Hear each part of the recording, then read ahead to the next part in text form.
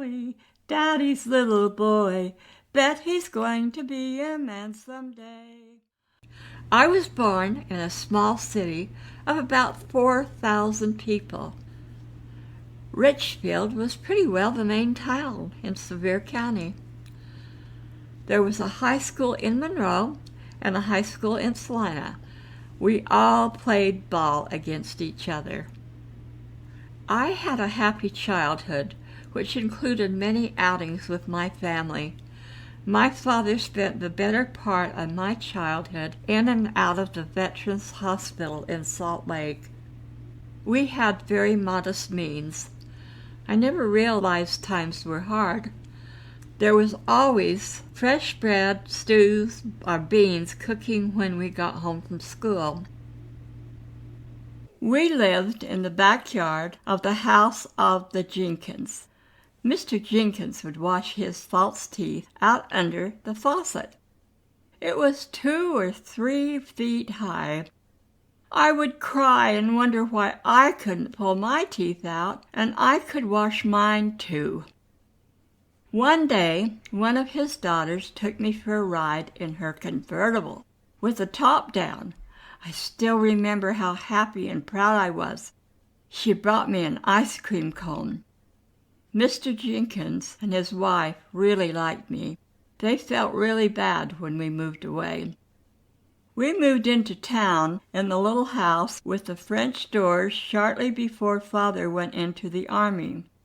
I loved those French doors with the divided window panes.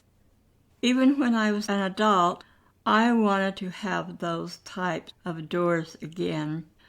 Mr. and Mrs. Jenkins had their 50th wedding anniversary when we were at the little house. Mr. Jenkins thought Father was a polygamist because my Aunt Fontaine and Aunt Nyla and Nyla's friend Maxine were living with us because of needing a place to stay and working at the ordnance plant. He told Father he knew they were polygamists, but he wouldn't say anything. There was nothing in their heads that were like that, but it made them all feel a little funny about it after that. Mother worked at the Twila Ordnance Plant loading bullets for a short time, but couldn't continue because of me. She ended up tending Lillian while Aunt Lorene and Uncle Burris, Mark Hatch, were working. Mother said that Lillian would try to rule me and sometimes bite me and hit me. One day Lillian's diaper was halfway down. She had been teasing me again, and I reached over and bit her on her bottom. After that, she didn't bother me. December 7, 1941. The Japanese bombed Pearl Harbor in Hawaii. I was 1 year old. My dad had gone to Richfield to have a tooth pulled. He was laying on my grandmother's couch when they heard the news. It devastated the whole community and many others, I'm sure. Aunt Lorene and Uncle Mark both worked, so they had extra money. Lillian had about everything money could buy. They would dress her up like Shirley Temple, the movie star. She did look like her, with her bouncing golden curls. Sometimes they would take her to the smoky bars and set her on the counter and show her off. Mother was always upset over that. I thought one of the best things they bought Lillian was a little turtle that ate greens. I loved it and was probably a bit jealous. I was always glad when she let me play with it. At the time, Lillian took what we called Doggio. She didn't have much fear. I don't know if it was adults or older children, perhaps teenagers, but I do remember them throwing her through the air in various ways. It scared me to watch her. I got my tonsils out in the Salina, Sevier County, Utah hospital. In what seemed to be one of my first memories. I'll never forget that operating room. Not only were the sheets white, The doctor's clothes were white. The nurses' clothes were white. The hats they wore were white. Everything was white. The only other color that appeared in the room to me was the silverish tin items that they kept their utensils in, which also were silver. Everything was silver and white. The stark whiteness scared me almost worse than being taken in on that white sheeted slat. Even the wheels seemed to be white.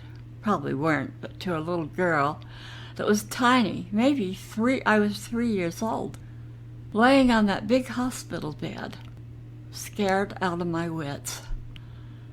Wish that it would have let my mother hold me. I might have been better off.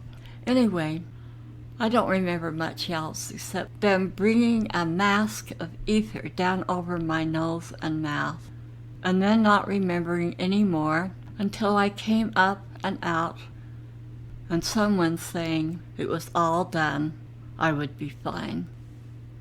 My mom took me home to my grandmother Huntsman's in Aurora.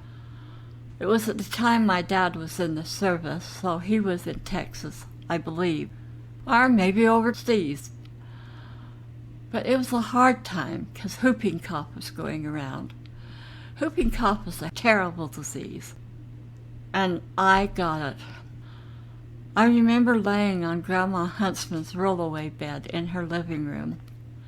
The living room was tiny, maybe no more than 10 by 10. There was a radio in it. I enjoyed the radio. Anything to take away the pain from my coughing, and coughing up scabs of blood. Mom held me and did the best she could. It took what seems to be probably weeks, or probably days, to get the coughing to stop and the scabs to quit coming up. Terrible, terrible thing. That's the second time I remember about my childhood. The third memory at my Grandma Huntsman's was my dad sent home from the war a World War II button that said, "Remember Pearl Harbor." It was made of wood and it was varnished. My favorite pin. Wish I'd have took better care of it so I'd still have it. When Maynard was born in Magna, Father said he looked like Joe E. Louis, a boxer who was a prize fighter. Mother cried because he said a mean thing like that. It was just because Mother had had such a hard time having Maynard, and his face hadn't came out of the swelling and the trauma of his birth. Father would sing, "Roly-poly, Daddy's little boy, bet he's going to be a man someday." I thought he was singing, "Roly-poly, Daddy's little boy, bet he's going to be a man someday." I would cry and say I never was going to be a man someday. Father laughed and thought it was funny. It was funny. It's funny what kids hear. Father would take me on his lap and rock me and sing sad songs to me. Mother said I'd cry when he did. When I was 5 or 6 and Dad was still in the service, I remember an incident in Richfield. This is how I remember it. It was a beautiful morning. Mother had been working the morning shift at Scott's Cafe uptown. Grandma Barney and Carl Olson were sitting on a log in our yard. Grandma was tending Maynard and me. I was playing with a red balloon that had been popped. Us kids had a habit of sucking on them into our mouths and making a mini balloon out of them. Grandmother told me in no uncertain terms that I needed to stop that right now. If I swallowed that, it would cover my windpipe and smother me to death. In the meantime, Woody Wilson, came by. He delivered the milk in Richfield. One of our bottles of milk was almost gone.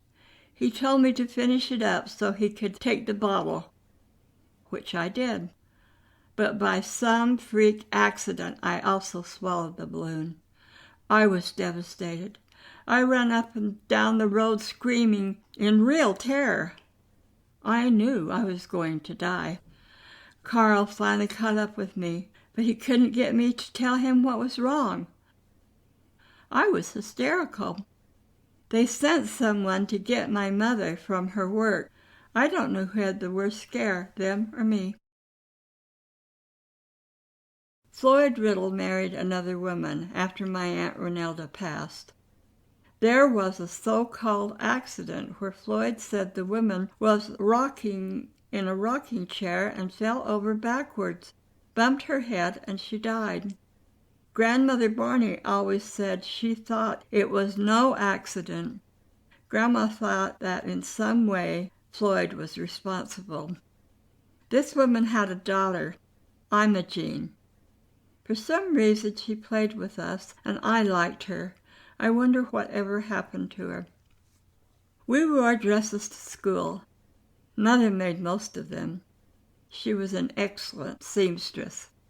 In the winter we would wear these long, tan, brown socks to above our knees, held up with a garter. I never liked them. They seemed so ugly to me. We would walk down to Ferguson. That was what we called it, on the corner of 6th East on Center Street, and buy penny candy when we could. We loved to eat lettuce and tomatoes with sugar. I think that had something to do with Grandma Barney's Danish heritage. Mom didn't like them that way. Grandma always ordered yellow pullets, young laying hens, babies. She would place them in a box by the stove and put a light bulb hanging in it to keep them warm. Us children delighted in listening to them chirp, and occasionally she'd let us hold them. Memorial Day, we called it Decoration Day, through the years held a lot of fun memories. Grandmother Barney always worried out loud that her lilac, snowball bushes, usually called irises, and bridal wreaths would not be on in time and in full bloom so she could decorate the graves in Elsinore and in Richfield. Happy memories of making crepe paper flowers of all sorts into various arrangements were so much fun. My main memory is making them at Grandma's and setting on Diana and Marie's bed in their room. I loved to make the roses. It was fun, but it also taught us to love our ancestors, as the older generation's memories were implanted in our hearts with love. Mother would always plan to go to Aurora to do her family's graves. It was a treat when we got to ride in the back of Dad's truck and go along for the ride. Most children would ride in the back of the trucks. Old car seats would be scrounged up to sit on. We hardly ever rode in front with the adults.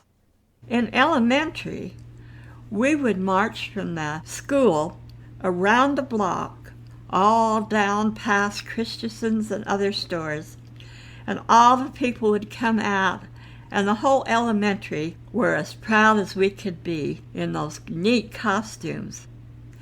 One year, Mom made me to be a pumpkin. My whole body from my neck to below my bottom was a pumpkin, and my hat was the stem of the pumpkin.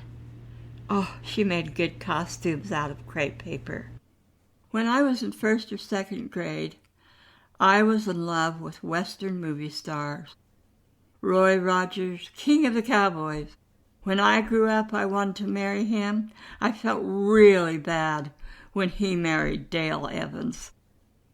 In 2nd grade, could have been later, our elementary school had tryouts to be on KSVC, our local radio station. I sang the beautiful Tennessee Waltz. Stan, a kid in my class, played some type of horn instrument. In second grade, there was a breakout of lice in our school. I remember when it was my turn to go into the dark room with a purple light shining on my head. I was really scared. If I remember correctly, you had to have your head shaved if you had the lice they were looking for. Kay Kimball had his hair shaved off. He wore some type of knitted cap for a while. I know they were super clean people. I don't know why he got it. One day my teacher asked me to go to the hall and check for the time. I couldn't tell time on that Roman numeral clock. I was afraid to tell her. I couldn't make it out. I was saved by a janitor who told me what it was. It's good I wasn't afraid of the janitor. In second grade, our teacher would have us put our heads on our desks. Whoever she thought was the quietest, she would let go out for recess. I was in the back of the class and quiet, so quiet that she didn't notice me. She apologized when she realized her mistake. We would have fire drills. The top floor had a slide for us to go down. I was really scared that we might have a fire and I would have to slide down it. The possibility of that was a major concern. Most of the floors, stairs, and railings were polished with some kind of oil that could have made the schoolhouse a tinderbox. I think the first and second and third grades were in that school. The fourth, fifth, and sixth grades were in the school on the south. When I was in third grade, our grade got the treat of a lifetime. We got to ride on a real train up to Marysville and back. I don't remember why, but I do remember the feeling of awe I felt as the scenery went rushing past us as the train took us up and through that beautiful canyon. I found a flashback article in the Richfield Reaper, written March 3, 1949, talking about whether southern Utah could continue to have mail, passenger and express service from Denver to Rio Grande, Marysville branch. There were protests from the many towns affected by the decision was to have been made within 90 days. When we were in fifth grade, several neat things happened. I, like the rest of the girls in my class, had a major crush on our teacher, Mr. Peterson. He was handsome. We all tried out for the fifth grade play. They had 2 casts of players. Carolyn and I had the same part. The closing, we sang Get Going, We're Going on a Hayride.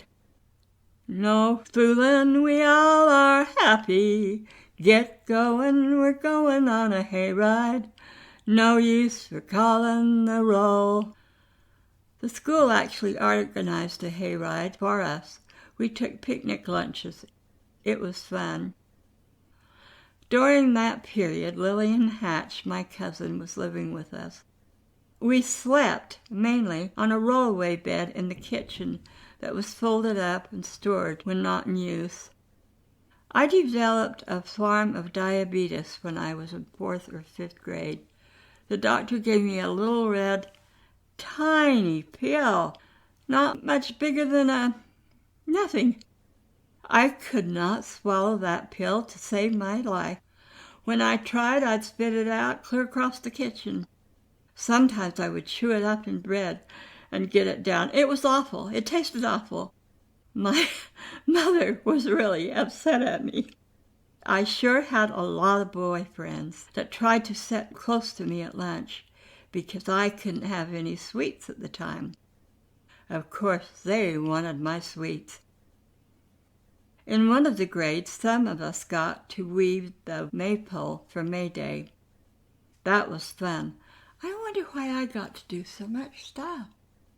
There was quite a group of us graduated, 90 kids from that class. I look back and I think, I must have tried out for everything.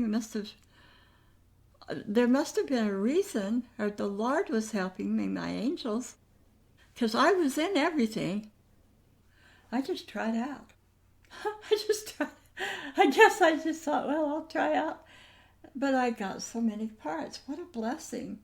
And then part of it was, I think, going to church, because a lot of people in my church, they had me leading the singing in primary when I was like 10, 11, teaching me how to lead music. And so they taught me a lot. So anyway, that's just an interesting thought. Why was I singing on the radio at KSBC, a little girl? Gee, how lucky was I? In one of the grades, some of us got to weave the maypole for a May Day. That was fun. When I was about 12 or older, my dad involved me in some kind of security plane watching system where we would go to the local gas station at the west side of town as you were coming from Glenwood. We had to take down every type of plane we seen. One day I was with Diane or Marie, my cousins. A jet fighter plane was showing off and came right over us.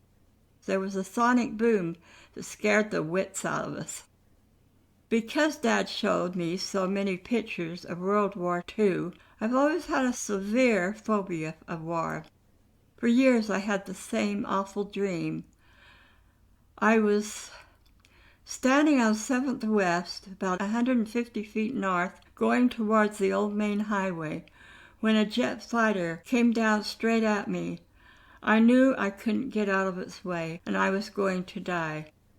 I always woke up when it just about hit me. I don't know if I ever shared this dream with anybody, but the fear I felt was very real. I can still see to this day and feel the fear. I still see it. In the spring of 1948, it was a rainy, bad weather time for Easter. Our family didn't go with the Huntsman's family to the usual Easter outing. I remember rolling eggs down the back of Theloi's high chair. Mother had put a blanket over it. We had fun regardless of what we were doing. We did have, you have fun. Kids just make their own fun. I remember several special trips when I was a teenager. We rode in the back of Dad's truck all the way to Salt Lake City, and we would wave at the other cars and goofed off as they waved back. Madeline was my neighbor. She and her younger brother Stephen lived on the corner of 200 North and 6th East. She was my closest friend, and I loved her dearly. We had so much fun together. Madeline got a small 2-wheeler bike. I don't remember if it had training wheels. It was a joy to both of us, as she let me ride it as often as I'd like to. We would take turns riding it from home down to the 3rd North. Stephen was a handful, her younger brother, and what my mother would call a little stinker. One day Maynard, Madeline, Stephen, and I were playing in the dirt at the corner of our lot. It was fenced in then. Maynard and Stephen were playing with some old red bricks, and Stephen picked up a brick and dropped it on Maynard's head. I don't remember the repercussions, but I didn't think that was very good. Madeline and I liked to play by the canal in back of her grandparents, the Lewises. One year, we took some Easter eggs up there and rolled them down the bank. Roly-poly, Daddy's little boy, bet he's going to be a man someday.